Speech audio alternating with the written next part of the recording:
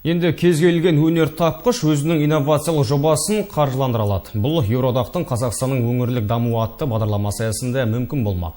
Бүгін осы мәселе кәсіпкерлер палатасында талқыланды. Мұнда өңірдің түкпір-түкпірінен 17 ғылыми жобасы иесі жиналды. Барлығы да ғылыми жаңалықтарын таныстырып кеңес алды. Тілшіміздің бейне материалында толығырақ.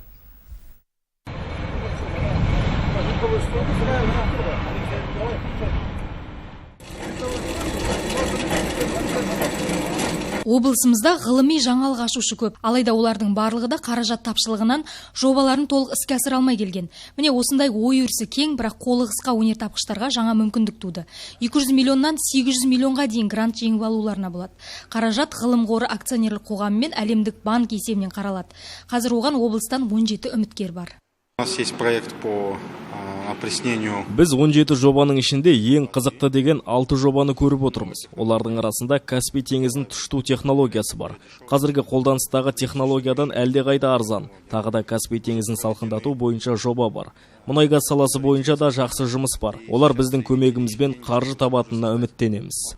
Жұмысқа асырсақ, мен ойласам, Сырдарияда да көп су аламыз. Сырдария суынан көп су аламыз. Бүткіл осы даже аралықта бастап өтеттер аламыз. Байқауға қатысушылардың бірі Аманжол Уразбаев. Ол Каспий теңізінің суын күн энергиясы арқылы тұшыту технологиясын ойлап тапты.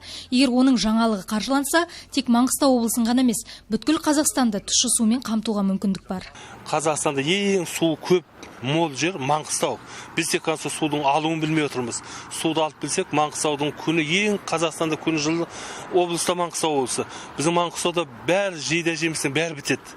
Даже су тропик егіндерге де бітеді біздерді. Мақта дейік болады. Біздерді тек қана су алып білсек болады. Біздің Маңғыстаудың еліне Құдай берген, міне су көп. Осы суды біз алу ұсулдарын біз ойлап таптық. Енді осы ойлап табылған нәрсемізді жұмысқа асырсақ, бізде су болады да болады. Суды ешқандай онда мол су болады. Аманжол Уразбаевтың тәжірибелік жобасына бар жоғы 30 миллион теңге керек. Бұдан бөлек ол жанар-жағар майды 2 есе үнемдейтін теппелік қозғалтқышпен мұнайды вакууммен бұрғылау технологиясын жасап шығарған. Алайда қанша жылдан бері табан тосса да жобаларына қаржы таба алмай келді.